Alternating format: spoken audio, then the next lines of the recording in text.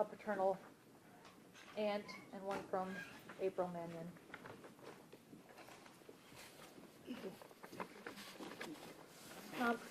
Please state your name for the record. Faith Green. Okay. Good morning, Your Honor.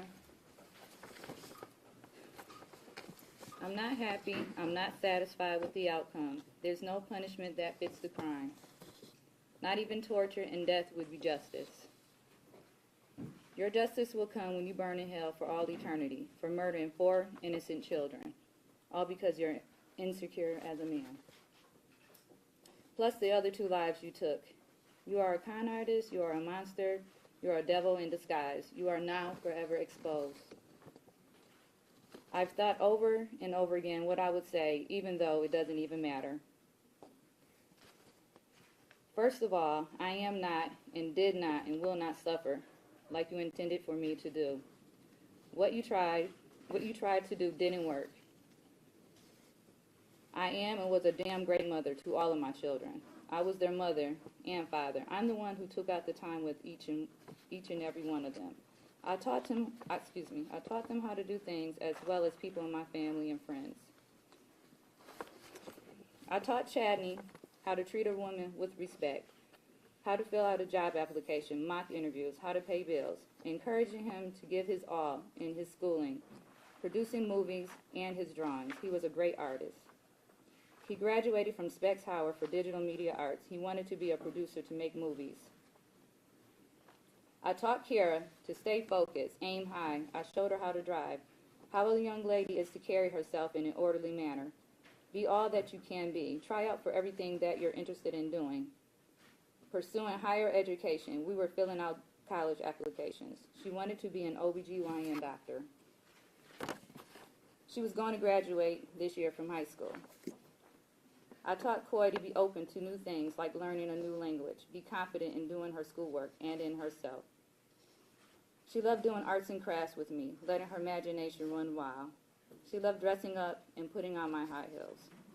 She would make me laugh, looking at me over her glasses, like a little old lady.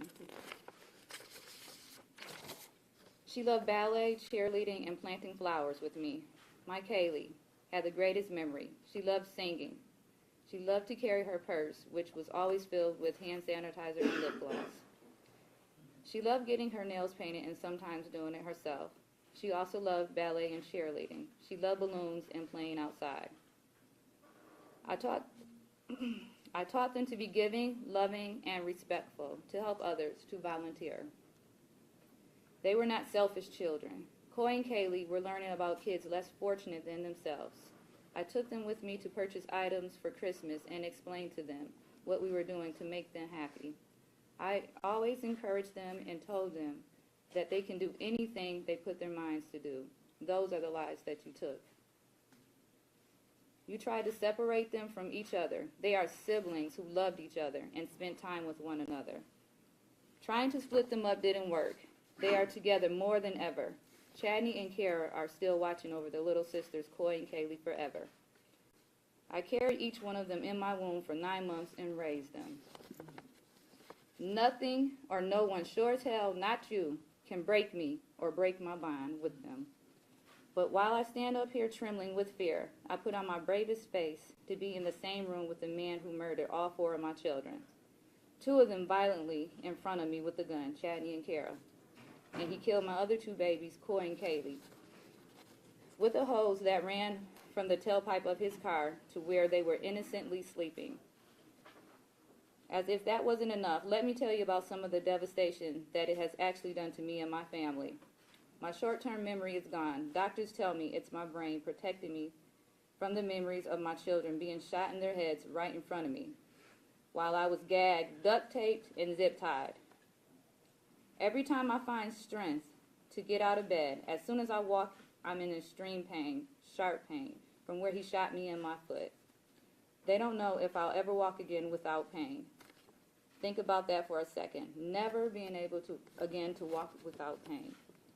My doctors say I have post-traumatic stress disorder.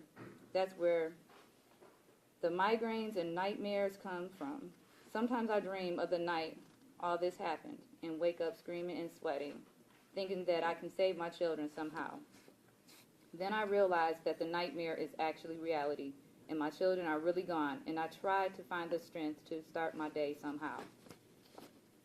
Other times, there's just crazy nightmares that I wake up from in fear and try to understand them, but I'm told that they all link back to this horrific experience I have had. I can't think of the last time I really rested without medication. I can still feel the zip ties around my wrist, and it triggers horrible memories of that night. There's times I find myself drifting off into thought and then realize I'm not thinking of anything. I'm empty. Lost.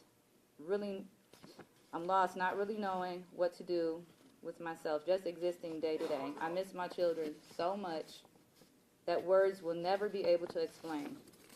All I ever wanted to be was a mother, a wife, have a happy family, raise my children to be productive members of society, and be happy. The reality I face now is this will never happen for me. Time will never heal this wound. I will always be empty. A part of me will always be missing. If the day ever comes when I do wake up, and it's not the first thing that I think about, when I look in the mirror, I will always be reminded by the scars he put on my face, cutting me from my ears to my chin with a razor blade box cutter.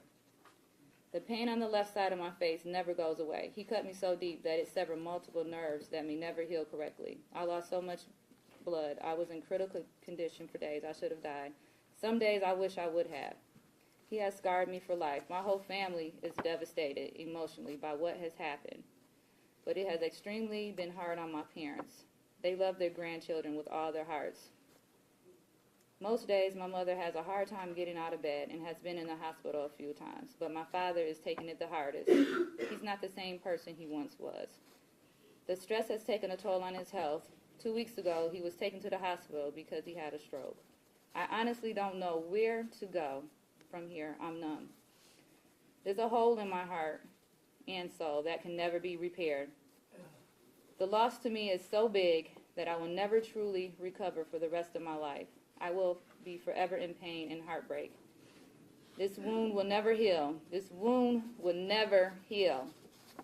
I would like to thank the court and you, Your Honor, for the time you have allowed me to speak. I would like to thank the prosecutor's office and staff and all the police officers who helped in this case.